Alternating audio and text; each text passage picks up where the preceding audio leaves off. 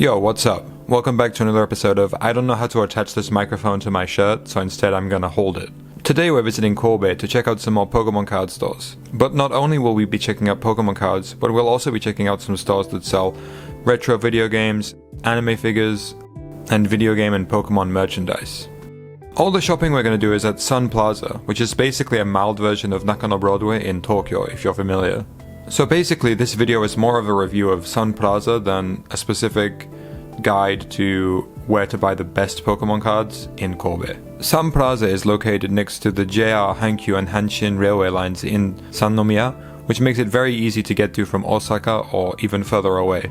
I'd say that you can easily explore all of the gaming and card stores within Sun Plaza within about 2 hours, so even if you're only in Kobe for one afternoon, it's still easy to go there after checking out some of the other places in the city.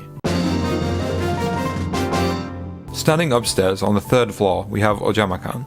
Ojamakan has a few stores around Osaka and is mainly selling video games and gaming paraphernalia. At Ojamakan in Sannomiya, they sell everything from new games to amiibo to old games, both boxed and unboxed. So it's a pretty cool place to check out regardless of your gaming needs.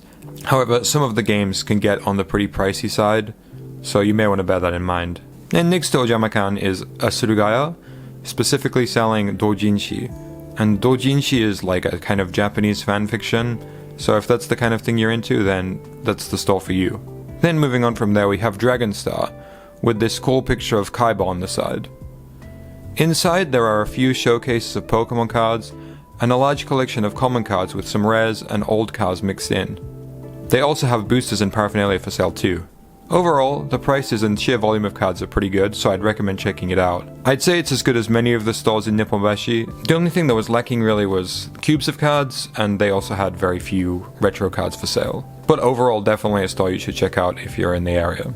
Then next to Dragon Star is another Surugaya store. This Surugaya store is specializing in Pokemon plushies and toys, Nintendo merch, anime DVDs, and coat hangers of Japanese men, I guess. Overall, they have some pretty cool stuff, but most of the stuff is pretty expensive. For example, here's a sticker that costs 900 yen, or roughly $6, which you can buy new in the Pokemon Center for less than that. So I don't really know what their business model is, but I mean, for convenience sake, they have a lot of different goods from different eras, so maybe you can find something worth the while.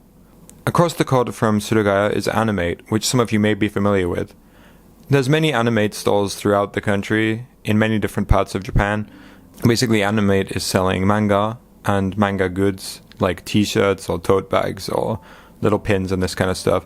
So if you're into anime and manga, then this store is definitely worth checking out, but they don't have any secondhand goods, so we're not going to go in. Then as we progress to the next couple of card stores, we go past a couple of model shops.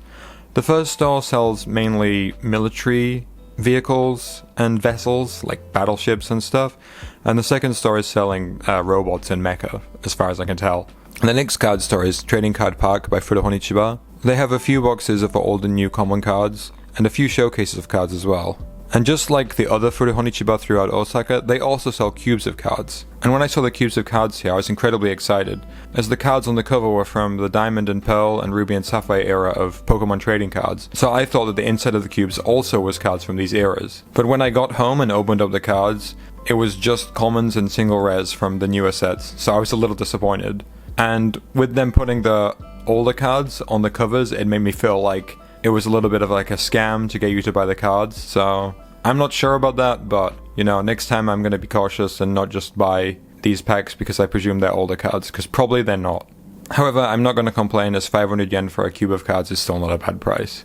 And I still got the cover cards, which are cool anyway. The next store is Pre-Wise, and just like their other stores in Osaka, they have organized old and new common cards, and even type-sorted newer and older single rares and common cards. They also have a showcase or two, but I barely found any old cards, which was kind of disappointing when comparing it to the other Pre-Wise in Osaka. And they also had many cubes of cards like they do in Osaka, with cubes for 300 yen, 500 yen, which included a secret rare, and cubes for 999 yen, which included many more rare cards and many more cards overall. And when I opened these cards when I got home, there was a lot of value within the pack, and I would definitely say it's worth picking up for 999 yen. Also, they had quite a decent amount of Pokemon card paraphernalia, such as sleeves and boxes too. Carrying on from Pre-Wise, the next store was doing a kind of Pokemon card lottery. This store was called Toremami. They had a few booster boxes and things of older cards, but it seemed like you had to win a kind of lottery to get some of them rather than just being able to purchase them directly. But I think it's still cool that they had older sets for sale, which is pretty rare these days. The next store we come to is Hobby Station. Hobby Station has a wide variety of things for sale, including sleeves, lucky dip cards, showcases of rares, and pretty well organized boxes of commons and cheaper rare cards. I would say that Hobby Station is pretty good and on par with many of the card stores in Osaka. Only the real downside is the lack of cubes and the general minimal amount of older rare cards. Then, going down a floor, there's this cool little card shop called Card Square. They only sold English imports of Pokemon cards, which for me was pretty cool, but I guess for most people visiting Japan is not that interesting. Then, across from there, there's this cute little store that's selling like Western retro toys from things like Toy Story and Peanuts, which is pretty cool. Next we have Store of Collection Goods, Axe. This is a little store selling retro games such as N64 or Game Boy games, as well as Pokemon toys, plushies, stickers, and other random trinkets. I managed to pick up a few cute little Pokemon figures here for only a few hundred yen, so I definitely recommend checking it out when you come to Sannomiya.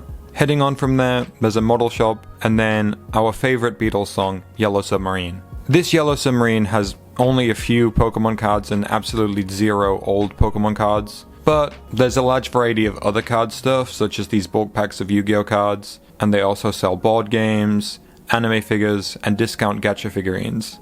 So, for sure you should check it out if you're interested in board games or that kind of thing. Then, next to Yellow Submarine is Ranshinban, which is an anime goods store, so it's perfect if you're interested in buying anime figures or that kind of thing. Then, coming back into the main part of the mall, we have the final Surugaya. This Surugaya is specializing in retro games and DVDs, as well as a few anime figures and that kind of thing. Here they have many cool things, such as games, retro games for many consoles, amiibo, controllers and hardware, anime figures, light novels, manga, and porn.